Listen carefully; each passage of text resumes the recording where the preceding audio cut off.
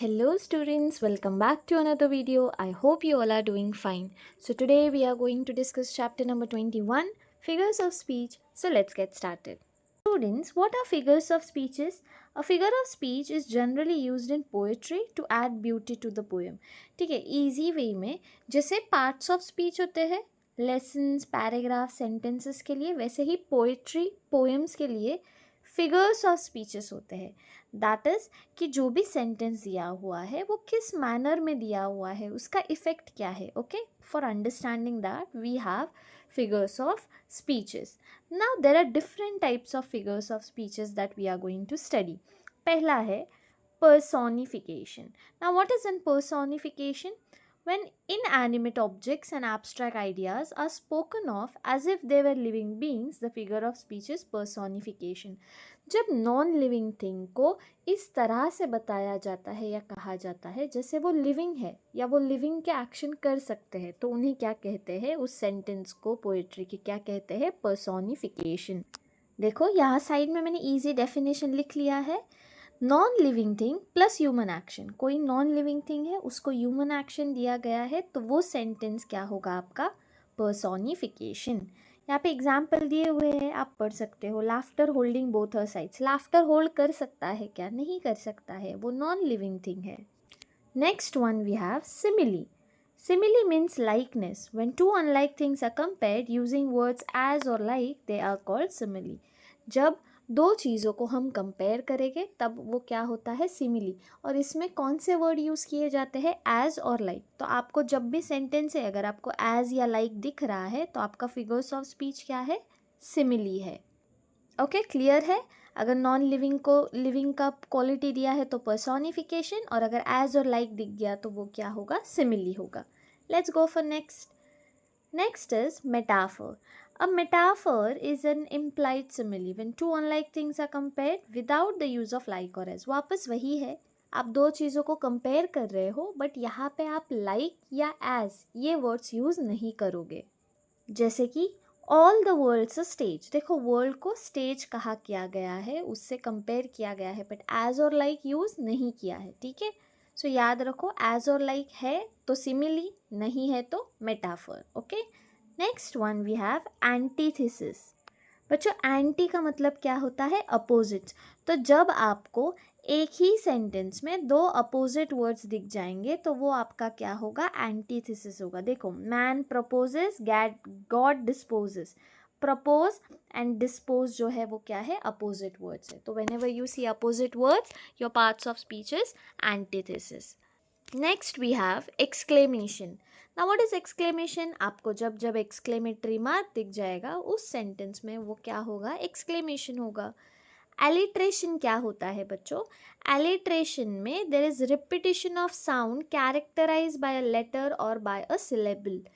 यहाँ पे कोई एक अल्फ़ाबेट या एक दो अल्फ़ाबेट जो है, सिलेबल है, जो साउंड है वो रिपीट होगा, बार बार वही अल्फ़ाबेट आएगा. ठीक है, फर्स्ट लेटर देखना है आपको. जैसे यहाँ देख लो, she went on her winding way, व W W W. Glittering through the glooming glades, ग्ल ग्ल ग्ल. तो एलिट्रेशन कैसे पहचानना है, अल्फ़ाबेट्स रिपीटेड है. पहला अल्फ़ाबेट जो वर्ड का होगा ना वो रिपीटेड होगा. उसके बाद में हमारे पास है रिपीटिशन. रिपीटिशन क्या होता है बच्चों, वर्ड्स रिपीटेड होते हैं, पूरा पूरा वर्ड रिपीट होगा. Alone alone, all alone, alone alone repeated हो गया. No stir in the air, no stir in the sea, stir stir air air repeated है. तो बच्चों ऐसे वर्ड जो रिपीट होते हैं, ऐसा सेंटेंस क्या होगा, रिपीटिशन. सिर्फ अल्फ़ाबेट रिपीट होता है तो एलिट्रेशन, एक्सक्लेमेटरी मार्क होगा तो exclamation. I hope it is clear. देखो आप अगर नोटबुक है तो आप ये जो मैंने साइड में इजी वाला लिखा है ना ये लिख लो, ताकि आपको बाद में रिवीजन के लिए बस उतना पढ़ लिया कि समझ आ जाएगा कि क्या था. ठीक है, let's solve practice questions now. Question number 1, identify the figures of speech.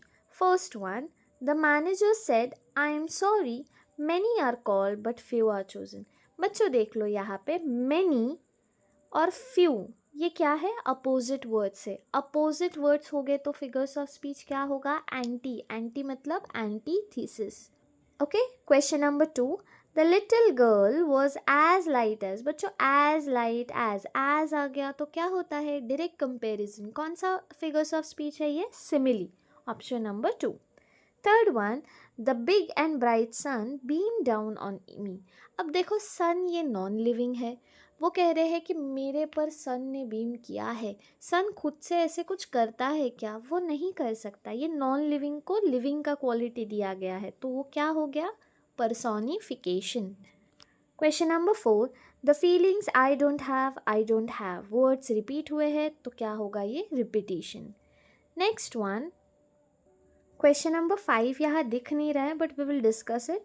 The annual rain is life to this people. देखो रेन को लाइफ कहा गया है बट यहाँ पे एज या लाइक नहीं है, तो बच्चों इसका आंसर क्या होने वाला है, मेटाफर होने वाला है। ठीक है, ऑप्शन क्वेश्चन नंबर 5 का आंसर मेटाफर होगा। नेक्स्ट वन, क्वेश्चन नंबर 6, ओ ये कॉमरेड्स एक्सक्लेमेटरी मार्क है, तो ये क्या है, एक्सक्लेमेशन है। To err is human, to forgive is divine. यहाँ पे भी अपोजिट वर्ड्स यूज़ किए गए हैं, सो अपोजिट को क्या कहते हैं, antithesis. Death lay his icy hands on kings. Death के हैंड्स होते हैं क्या, नहीं होते हैं, वो नॉन लिविंग है। हम लिविंग का क्वालिटी या लिविंग का ऑर्गन दे रहे हैं, तो वो क्या होगा, personification. Question number 9, I wandered lonely as a cloud. मैं एक क्लाउड की तरह था। कंपैरिजन कर रहे हैं और एज ये वर्ड यूज़ किया है, जब जब एज यूज़ होता है तो वो क्या होता है, सिमिली होता है। 10th one, the bad news was a knife to his heart. Bad news कैसा है, नाइफ की तरह है, कंपेरिजन है, बट यहाँ एज और लाइक है क्या, नहीं है। तो जब नहीं होता है तो वो क्या होगा, मेटाफर होगा। Okay, question number 2, choose an example of simile. बच्चों सिमिली क्या होता है, जहाँ पे एज या फिर लाइक दिख जाए। हमें कौन से सेंटेंस में एज या लाइक दिख रहा है, the car rattle along the road, my love is like a red red rose. Yes, option number 2। Okay, next one, question number 3, choose an example of alliteration. Alliteration में क्या होता है, alphabet जो है वो रिपीट होता है, ठीक है, सेम साउंड होता है अल्फ़ाबेट का। तो ओ आई नहीं, ये तो नहीं है। Life is a dream to be enjoyed, नहीं। The guns thundered all day long, no. The load of learning lumbered is it. देखो L L L alphabet repeated है, so the answer is option number 4। Next question, question number 4, choose the correct sentence that has figure of speech mention. Exclamation कहा है, exclamatory mark पहले में ही है, so the answer is option number 1। Metaphor देखना है, comparison देखना है, जहाँ पे एज या लाइक नहीं है। यहाँ तो एज दिख रहा है तो ये नहीं है। All the world's a stage, इसे साइड में रख लो। I have not seen her since, यहाँ तो कंपैरिजन ही नहीं है। He smoked an angry cigarette, comparison ही नहीं है। The answer is option number 2। All the world is a stage, world को स्टेज से कंपेयर किया गया है। So I hope you all have understood all the figures of speeches and definitions. अगर नहीं समझ में आया है, पीछे चले जाओ, फिर से एक बार डेफिनेशंस देख लो, बहुत इजी है। उसके कीवर्ड ट्रिक्स जो साइड में दिए हैं वो लिख लो and you are good to go. So I hope you have understood, and if you have, then don't forget to like, share and subscribe to the channel.